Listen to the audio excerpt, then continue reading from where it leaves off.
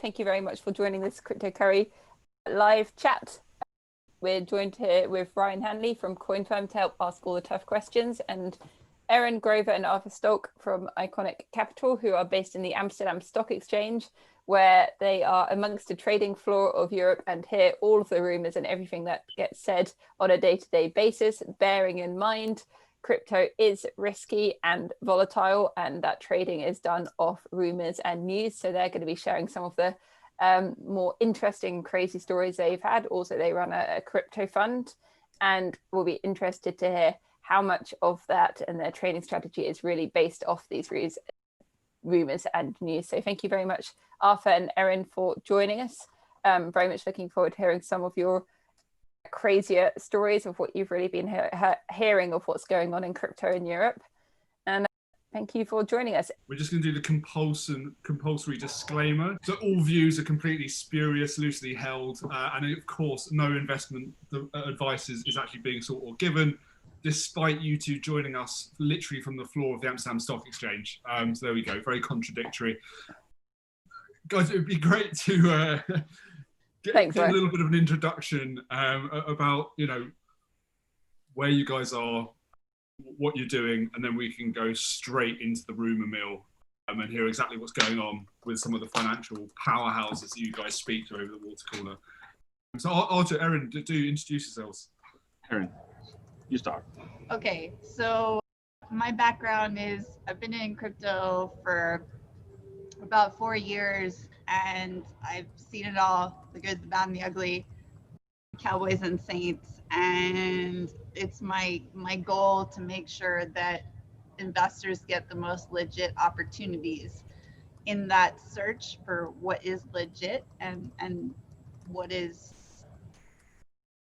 reasonable and regulatory standards. I found Icoinic, which is my perfect match professionally and for my investors. So I'm sitting here in Amsterdam and looked for great funds all around the world. There are about 150, as far as I know, don't quote me, but about 150 crypto funds in the world in the new industry. But I would not say to put your money into most of them. And my advice isn't perfect or whatever. And for our disclaimer, our advice isn't put your money into Icoinic, just as a disclaimer.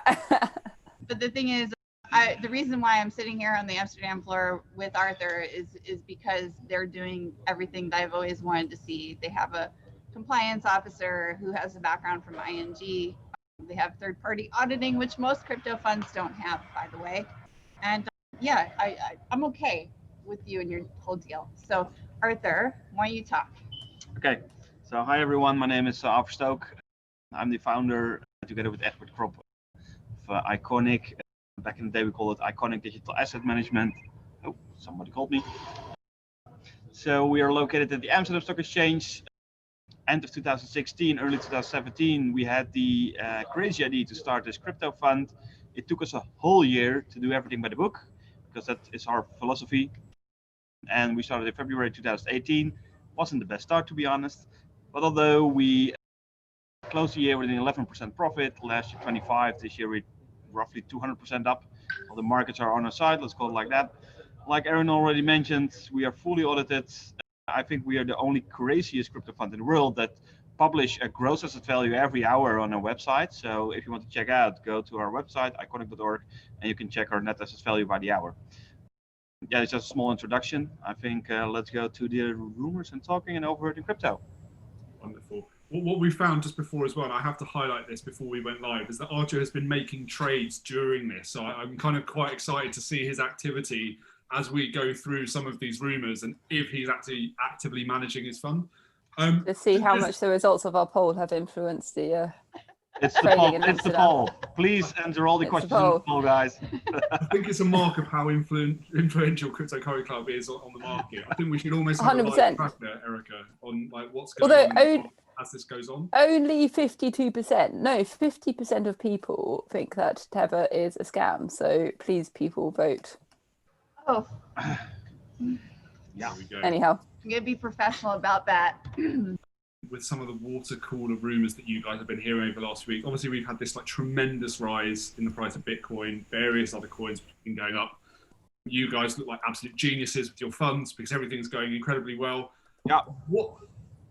Let's maybe start with what are some of the reasonings behind this great increase over the last week or two? Perhaps we can get some audience participation in terms of how true these might be or how likely they might be as well. So let's do the boring one first. Institutionals are here. They're putting money into Bitcoin. This didn't happen previously. What do you think? No, I don't think so. Sorry. Hey. Not at all? Well, yeah, Grayscale, if you call Grayscale an institutional, yes. This is more on a serious note. The institutionals are here, but then the more boutique institutionals, so the smaller ones, they need a framework, a legal framework to operate in. That's just their investment policy, and that's just not there in crypto. So, and also if you look at the total market cap, we are a really small market. Although we think that we are really big, we're not.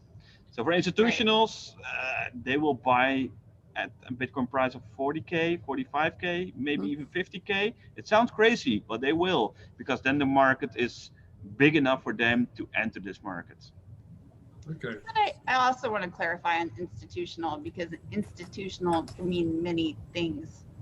There can be the Fidelities and John Hancocks of the world, but then institutional can be a small fund, like a traditional hedge fund of like, 2 billion or whatever, which is small, investing in something like Icoinic. So institutional doesn't always mean Wall Street, just to have a reality check. I think that's a fantastic clarification. We have this huge echo chamber within crypto, and as I'm sure you guys are aware as well, you continue to hear the same things on your Twitter feeds because these things are curated for you, much like how the previous election was won and lost. And it's great to understand a little bit more about that side, because obviously when you do say institution, we've got guys like PayPal who have started to open up, and we hear some great spurious rumors about those guys in Grayscale taking 70% of the mined Bitcoin. A quick poll on that one. PayPal. Sorry? PayPal. PayPal. There were the latest stories. 70% was PayPal, and then 30% was Square Cash App. Okay. So 100% of newly mined Bitcoin cumulatively, rumor has it. What do you think, Artur and Erin? Well, yeah, if you look at the numbers from the last couple of weeks, we saw that there are much more buyers than sellers, and that's the easy answer. But to come back and see exactly who buys, yeah, that's more difficult. So it's great speculation. I saw some numbers about PayPal coming in, and that's then just retail investors that buy Bitcoin through PayPal. Yeah, it looks promising, let's put it like that. And to be honest, I don't know if you have the vibe or feeling that the FOMO already kicked in with your parents, for example, or your neighbors. I don't think so yet. So these are again early investors into Bitcoin, and I hope they use PayPal, for example. So a solid 5 out of 10 on the 70% for PayPal. Okay, and no crypto bull run or increase in price goes without China rumors. So the counter rumor to the PayPal rumor is that there is an increase in anti-money laundering crackdown with the Bitcoin miners within China. And some of the reason for the inflation in price is that they simply are not able to sell their mined Bitcoins at the moment because of this crackdown. What do you reckon? Scale of 1 to 10 on this rumor? Ooh, yeah, that's a good rumor. Could be, it could be. I don't have the insights of China, but ooh, yeah. Let's scale it at a 5 out of 10, just in the middle. I have a crackdown rumor. I got your crack right here. So I heard through a source that because of like crackdown on offshore accounts recently, like over the past 6 months, that apparently there's been an insane crackdown on offshore accounts that could incriminate many people. People are trying to move their money into Bitcoin as quickly as possible. I don't think that's the full story behind Bitcoin and everything that's happening right now. I think I I honestly feel that a part of what's happening right now is because of people not trusting the established system, because of COVID, because of inflation and funny money being printed off by the big governments around the world. But that could be a part of it, right? Well, one of the rumors I heard was that people in lockdown just having more time and having heard about crypto and just taking the time for the first time to look into it and buying for the first time. And maybe people like Chris, for example, on the exchange side would be able to comment on that, how many new users they've got. Yeah, I mean, my comment on that is we are seeing a huge uptick in retail. So definitely would agree with that theory. There is the new retail. We're also seeing, you know, folks who've opened an account with us, had that account for a while, but not gone through full onboarding for KYC, etc.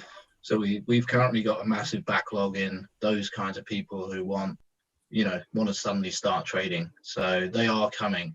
And certainly in terms of planning ahead, we do see growth in the retail market, yeah. And rumor would have it that eToro have had the same, so.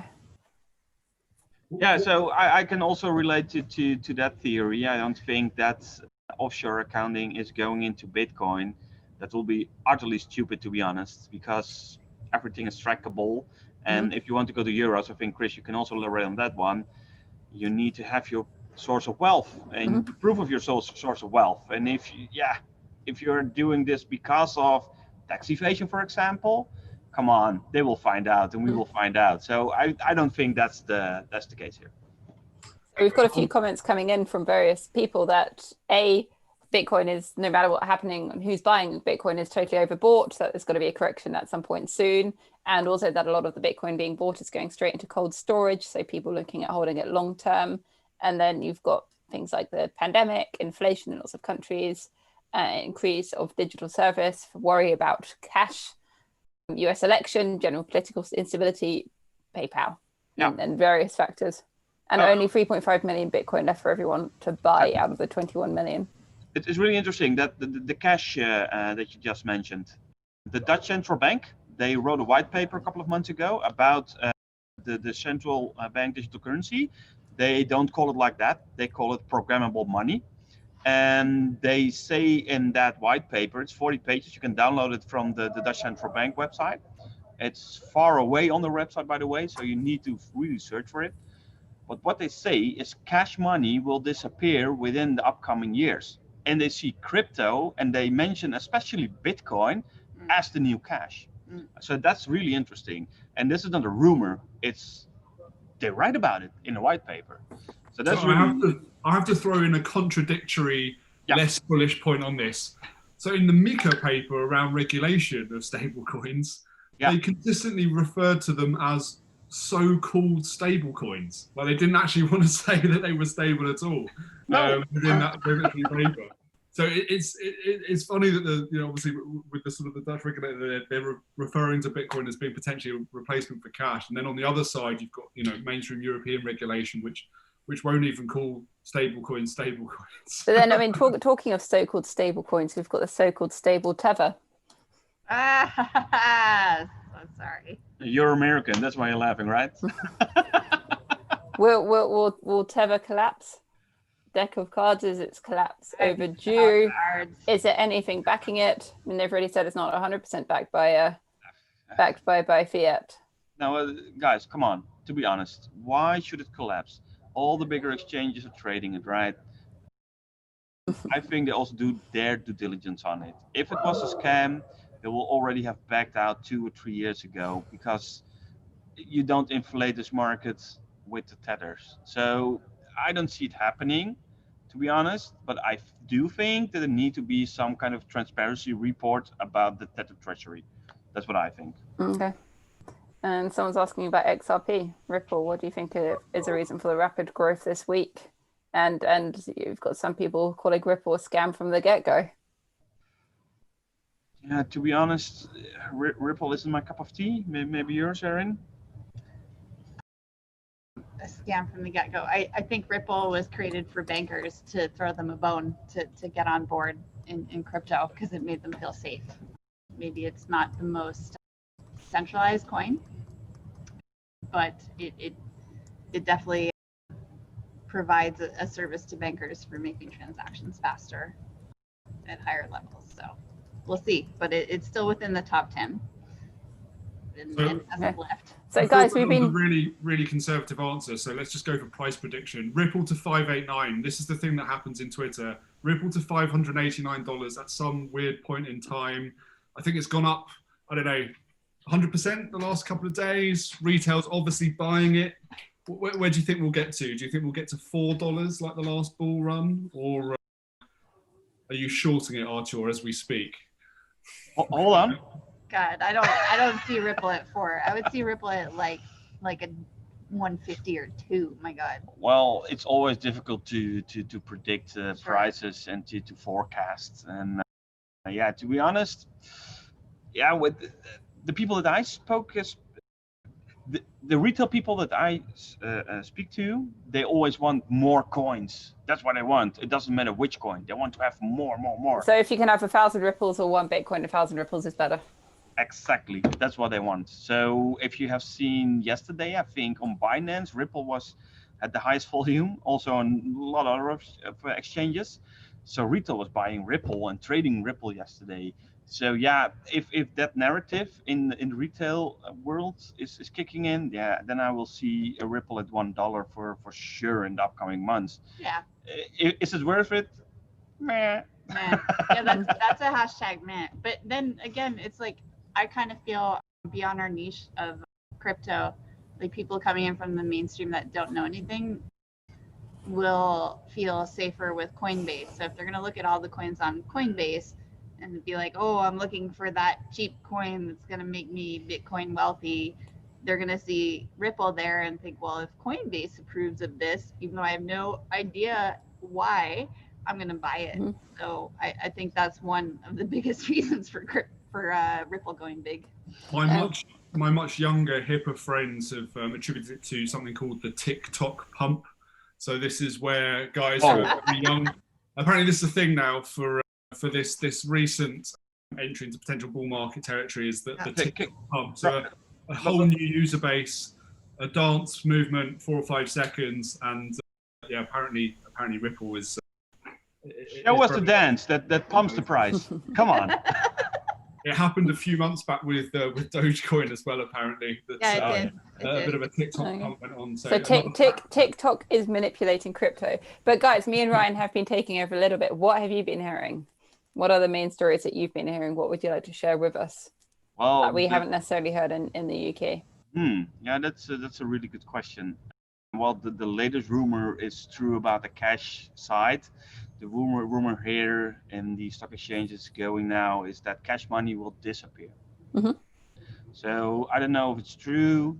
It's really hard to get your thoughts behind it. We just don't know, but it's a rumor that's going. Governments, when you talk to likes of MasterCard, Visa, governments, Bank of England, they've been motivated to get rid of cash for a while, because if you want to commit a crime and if I want to buy drugs from you, the easiest way to do so is with cash. That's always been the way. You can't trace cash and they have less control. As soon as you go digital, sort of China, CBDC style, then you've got instantly a lot more control. You can block transactions if you want.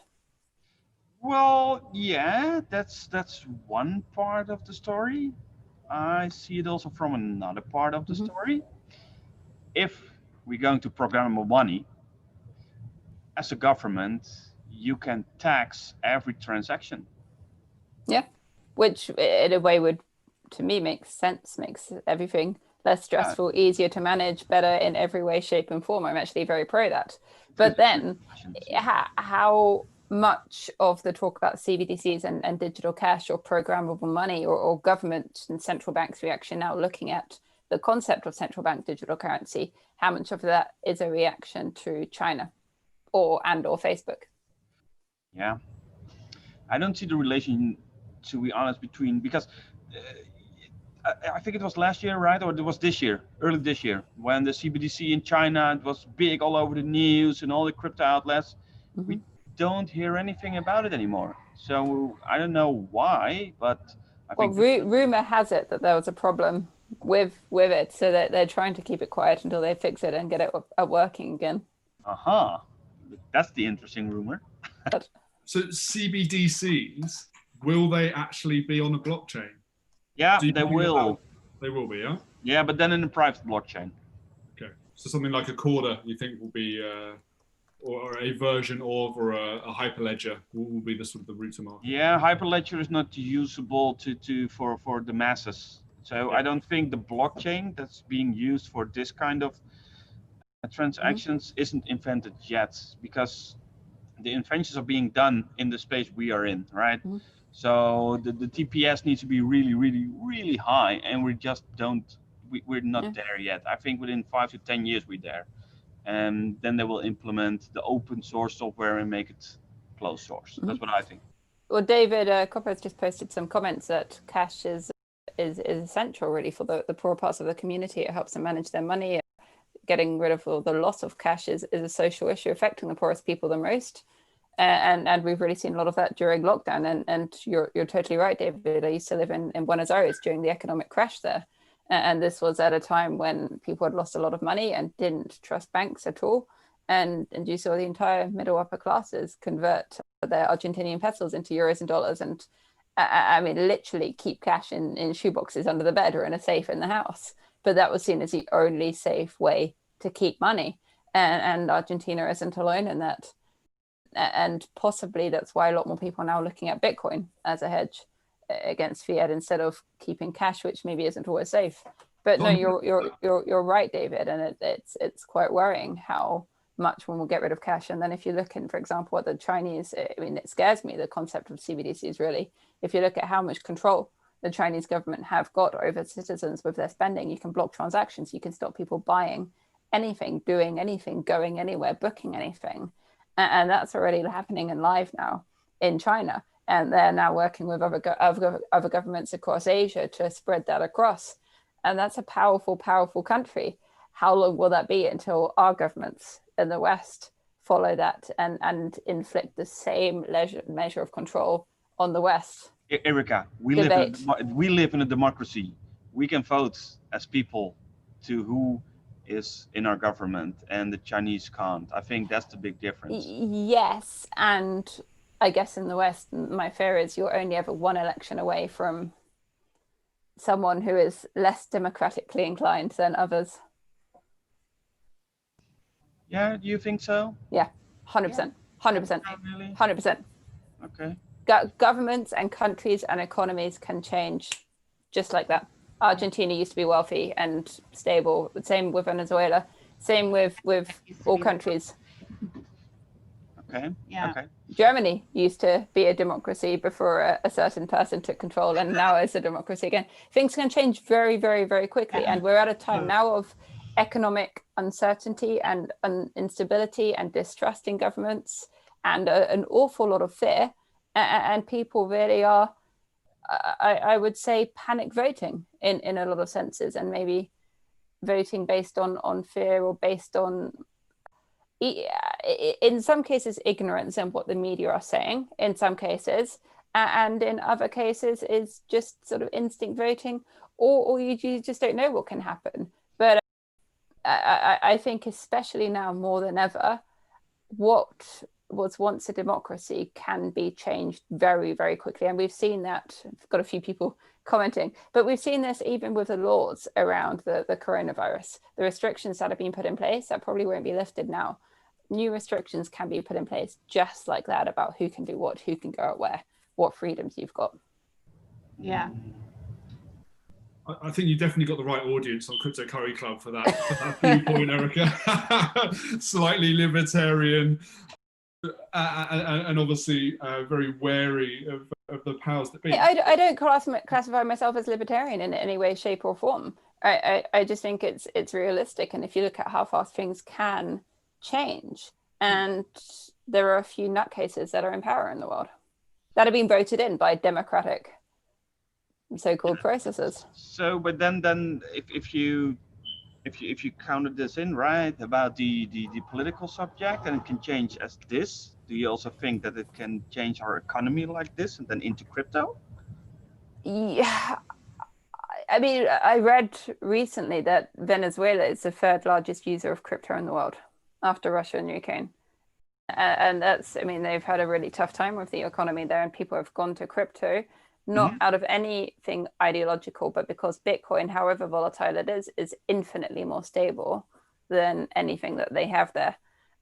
Venezuela is an extreme example, but I'm fairly sure, based on my experience of Argentina, where people would literally just cash out into other fiat and literally just keep it in cash piles, had Bitcoin been invented then, I'm fairly sure we'd have seen people going to Bitcoin then. So I think need and fear and panic and worry about either governments or banks taking your money, or just instability, or maybe not being able to access your money. There is the argument that in Bitcoin, say, your money is in some ways safer or outside of others' control. Be your own bank, right? I think people believe that more and more, and we're seeing that more with neobanks, the trend towards the neobanks instead of the traditional. About 4 years ago, I think it was Insider went around New York with Bitcoin and a bar of gold, and offered most people at the time, can I pay in Bitcoin or can I pay with this bar of gold? And most people actually said, I'll take Bitcoin. So I think that's the place we're getting to. I think for our kind of demographic, our generation and younger, Bitcoin means a lot more. I personally would not want to buy gold, but that's not practical for sure. Just turning this back into the, you know, spurious natured rumor mill that this podcast was supposed to be, rather than Erica's political. Seriously, mate. Sorry, I've shut up. I'm just gonna pivot this slightly. So one of the more spurious rumors that we wanted to discuss was that Bitcoin is actually owned, operated, created by the CIA, which would fit in really well for this narrative, because if Bitcoin does become the reserve currency outside of, you know, let's say the top 5 or 6 currencies, it's a wonderful way of controlling the rest of the world. If Satoshi Nakamoto is some anagram of, you know, 4 super smart cryptologists based out of the US. Although only 11 in our poll, only 11% of people have stated that the CIA created Bitcoin. That's what they want you to think, Erica. The CIA and her. I would love to know who actually posted that question. I posted the question. Trying to mess. Okay. But it would be a great ruse. I mean, maybe not the CIA. Maybe that's a little bit further, a bit sort of further on. But in terms of the creation of Bitcoin, do you think there could be an outside chance that this was centrally controlled, derived by certain political actors? Do you think there's an outside chance of that? Someone suggesting NASA? Well, they have a history, to be honest, with dodgy things they did back in the past. Apparently they're joking. So yeah, it's difficult to say, but to be honest, I don't think so. I have 2 rumors. No, actually 3. 2 of them I'll share, and then 1 I have from somebody else who we need to let into the call at some point. But 1 is like something that I thought was kind of over and done with, but the other day someone posted something on LinkedIn, someone who I know in the general vicinity of my life and my career, saying, oh, Jamie Dimon has finally gotten behind crypto. Like, this is for real. I'm like, okay. So I told this person who posted on LinkedIn, I'm like, well, you know, one of my besties is, I don't care if I say this, and I can't argue if it's true or false, but I have some friends, and one of my friends is very close with someone who's very close to Jamie Dimon, and Jamie Dimon's not new to crypto. He didn't just decide recently that crypto is cool. And what I've heard from my source and all of that is that, of course, like, it's an unregulated market, and people like Jamie Dimon from some of the biggest institutions in Wall Street, they know what's happening, but they can come in and say what they want in the media and not say what they want. And, you know, and then buy 30 million pound of Bitcoin the next day. Yeah. So the exact story I heard about all that about 3 to 4 years ago, was like, oh yeah, so Jamie, who this person in his vicinity is like, yeah, Jamie just went out in the press and said, oh yeah, it's not legit, blah blah blah, and then he made a bunch of money the next day because he knew what he was doing, and it affected the price of Bitcoin in the short term. So I'm not going to argue this in court. I'm just saying, be careful what you hear in the media. So we'll move on to my next rumor. I guess I'm never going to work for Morgan Stanley after that one. I roll. But the other thing that I wanted to bring to the table, because I have a lot of friends in the UK and in the blockchain, is that of the FCA with their filing for the crypto asset regime registration that is due in January. So the rumor, which is very true from what I can see over here, is that because of this new requirement with the FCA, that potentially 150 businesses in the UK that actually trade crypto will not legally be able to function after January. So I heard it was 400.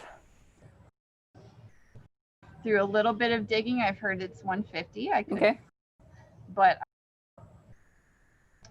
yeah, there should be an extension, we hope, and that would be the wise thing, because there are a number of people who are about to crush it right now and are crushing it right now with the current crypto boom. But I just wanted to throw that out there.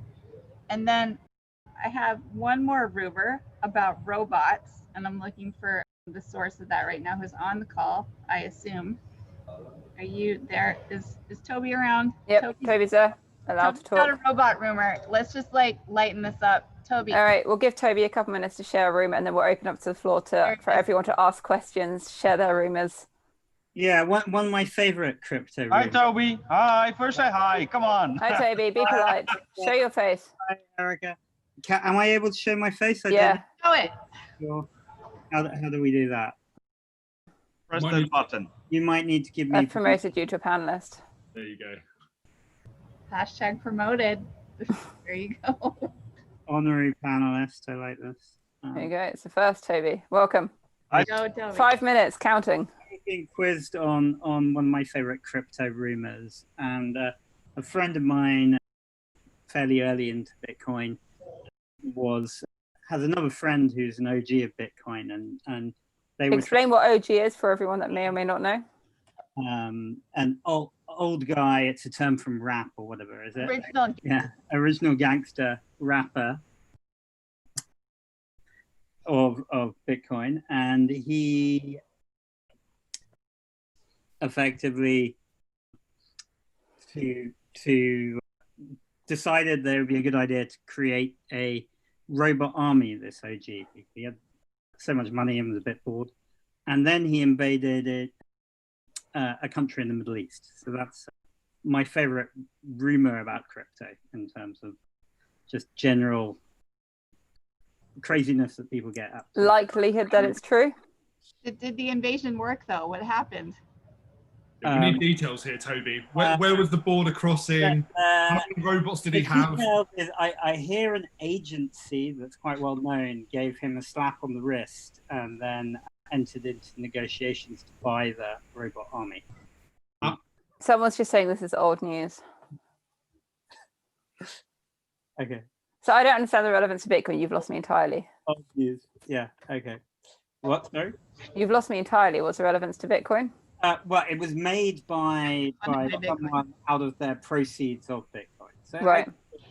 It's not a major tradable bit of information, but Okay. I enjoyed it as an anecdote. But it's entertainment. Cool.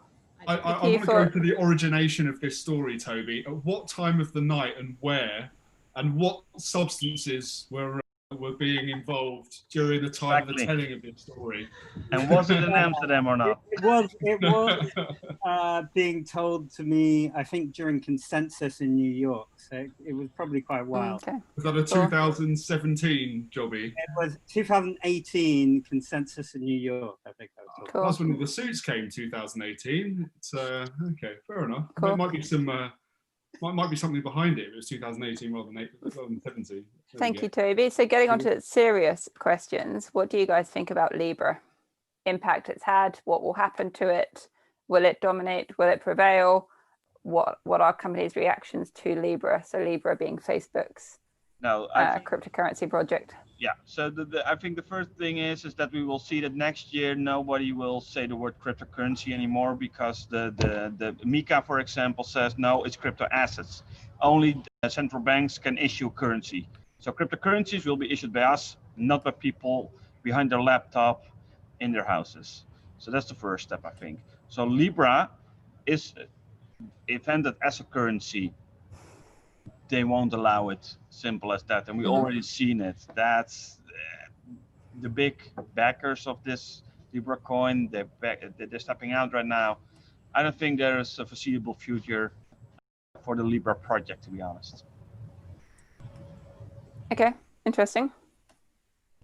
Some people have said, yep, it's too late, it's regulated. And do you think some payments firms will react to it and respond in case it does work? Well, if it works, right? If I remember correctly, it's designed to be an ecosystem currency. So you can only pay in the Facebook ecosystem with it. And I think a lot of people are living in that ecosystem, to be honest, and especially now during Corona. But the more people, I think the greater amount of people are living outside of that bubble. So I don't think it has a long life, to be honest. Cool. I'm gonna put my neck out, and I used to work in the advertising industry a long fair few moons ago, and back then, before mobile advertising and before the iPhone and what have you, I don't know if many of you remember this, Facebook did a down round on like a Series D because of their poor performance within advertising revenue. And then they launched Facebook mobile advertising, and within 1 year, they had 68% of the market.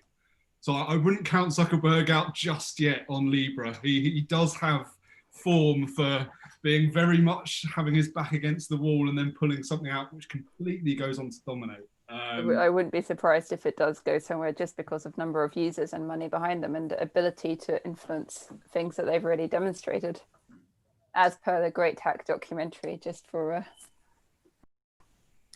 disclaimer's sake.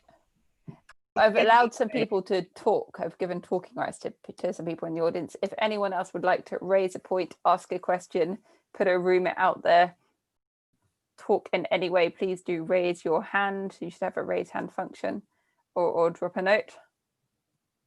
Anyone that I've already allowed to talk, please do shout out. Well, I was sitting there going, well, if Facebook can discount Libra by 10% and go, you have a 10% discount for paying stuff using Libra, who's not going to use that at the end? Of course. So, and they can afford to take the hit and take the hit and take the hit and take the hit until they're 2.5 billion users around the world are addicted to it or are using it or find it easier than fiat. They can change the narrative as well, right? You know, when they were starting to send up satellite Wi-Fi balloons over Africa to sort of, you know, give people more access, Facebook could come out and say, you know, how many people are unbanked? How many of those have access to a mobile phone and WhatsApp? We can instantly create 1 billion people who have never been banked before. We can do their credit rating based on their social graph across Facebook. And this is going to be 100 times more effective than the existing credit agencies. Oh, and if you vote a certain way or if you buy certain products, you can improve your score. You know, the PR angle for them, if they choose to take it, can be very, very strong on the unbanked side, because they certainly do have, you know, there's certainly more WhatsApp accounts than there are bank accounts within a certain demographic. Tara's just posted a question. Could the Libra white paper, so Tara's clever and works at Elliptic, and I like her, so I'm going to read this out. Could the Libra white paper launch not just be a distraction tactic for something else they're working on, conspiracy theory? It's possible. Tara, what do you think it is? But David's right, they could just give some amount of Libra to everyone around the world. They've got the money and the resources to do that. It wouldn't take much for them to get adoption. That's true. Crypto, do an airdrop, right? Sure. Libra drop. Face drop. Well, it came out exactly at the time that he was being pulled over hot coals for the Cambridge Analytica scam. So it was actually quite a good bait and switch to get in trouble with regulatory agencies instead of which distracted from his hearings on Capitol Hill. JB has asked a question in the chat. Any thoughts on whether climate change concerns will impact on the growth of mining that requires high energy usage? And I'm just going to spotlight you guys. So you're back on Spotlight. Toby dominated there for a minute. To chuck in my 2 thoughts about the energy usage, I kind of see Bitcoin and cryptocurrency as a bit like the tube. So Bitcoin is a bit like the Victorian tube in London. It's very energy intensive. It's a bit slow. It's a bit expensive to run, but it's very good and still going strong. And then newer cryptocurrencies will use less and less and less energy. And you've already got some protocols that use less or as little energy as the WhatsApp on your phone. So I think that's just a changing concept, but guys, open to you.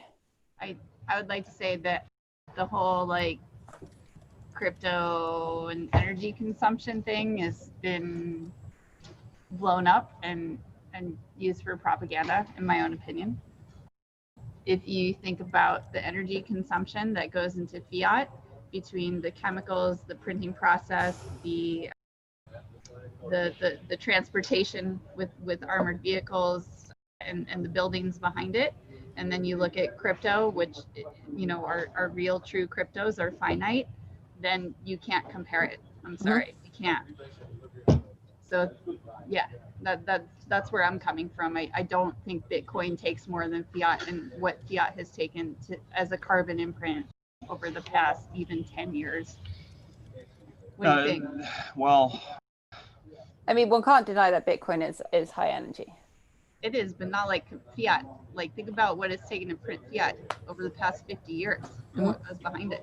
I think there's a bigger philosophical, I don't know if that's a word in English, but reasoning behind it. It's not only the crypto. I think that we as humans, we consume too much energy. No matter what we do, everything costs energy. I think that's the true problem, and that we need to fix that. I don't have a solution for that. I'm in crypto trading. That's something completely different. But everything we do day by day uses a lot of energy, and I think too much energy. And we are all doing this now. Also, we are live streaming through the internet. We're using data, and the data is being transported through telephone lines or glass fiber lines to data centers.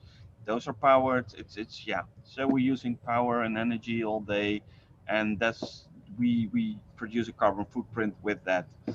So I think in the back there needs to be a solution for that. Tara's just posted a quote that we calculate an estimate of the renewables penetration in the energy mix powering the Bitcoin mining network at 73%, making Bitcoin mining more renewables driven than almost every other large-scale industry in the world. Perfect. That's a Coin shared report from December 2019. Thanks, Tara. All right. Oh, well, that sounds... I didn't know them. Yeah, but that sounds really good. That sounds really good. It depends on how you spin the data, though. But right now, we're taking more energy to recycle than we are saving energy with recycling. So there's a bigger, deeper systemic issue right now that goes beyond Bitcoin. And us humans are just kind of dirty, and we're too many on the planet at this point. Sorry. I think that's more for the climate curry club, okay? Climate curries, that's the next one. When curries reopen. Tom had his hand raised. Tom, did you have a question or a point or a rumor to share? Please talk. You're unmuted. Oh, right. So he's posted. I've literally just sent it through. Okay, cool, go for it. One of my questions. So kind of sticking with the rumors of some conspiracy theories, I'd be interested on your thoughts on the likelihood of, say, poorer economic countries banding together to create their own crypto to readdress the balance of wealth. So as an example, maybe some of the African states. And then secondly, in line with that, I did have another question about use of crypto in an ecosystem. So for example, we spoke about Libra and Facebook, but let's say in WeChat and the use of WeChat in China, where they've got their own ecosystem, ultimately forcing a crypto in there. So anyone from the West who wants to interact with them, having to utilize that. And again, in line with my first question, readdressing that balance of economic power and wealth as well. I'd be keen to get your thoughts on that kind of rumor, conspiracy type, interest as well. I find it really difficult to form an opinion about that because I'm not in that particular field, to be honest. But yeah, if you look at the African countries, the debt is really high right now.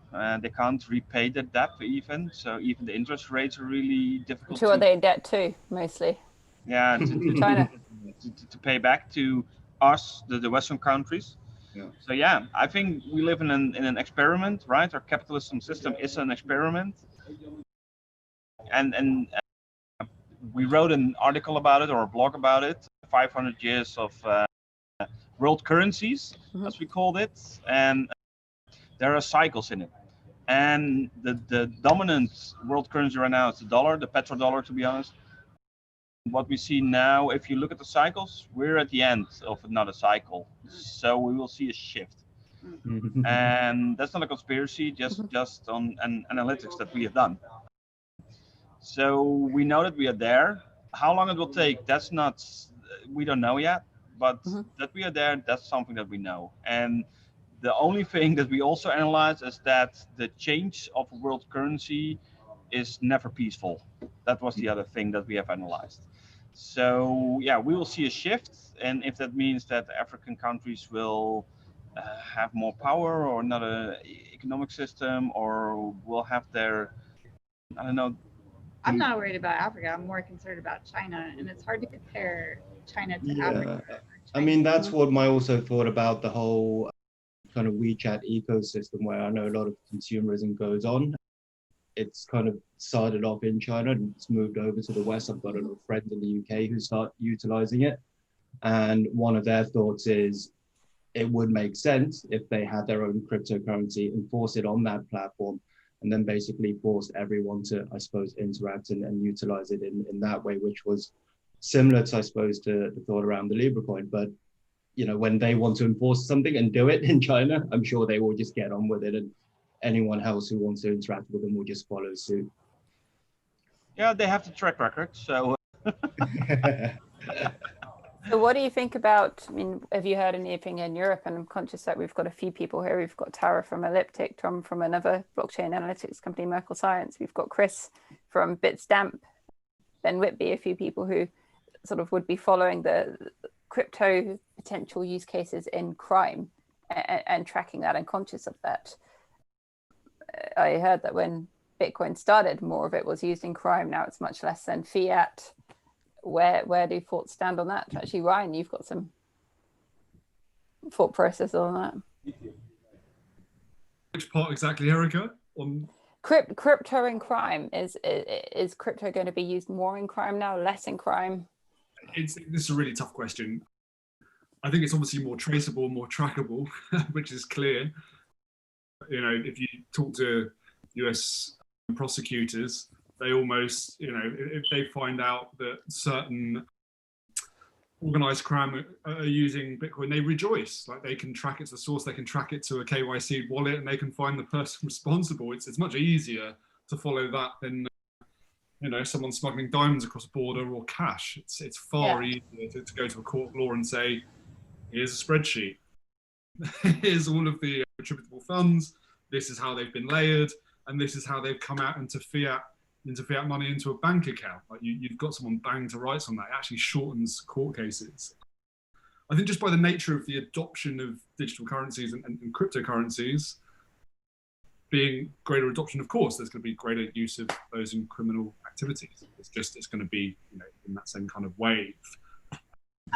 Cash will always be king when criminals are involved. I think that's for sure.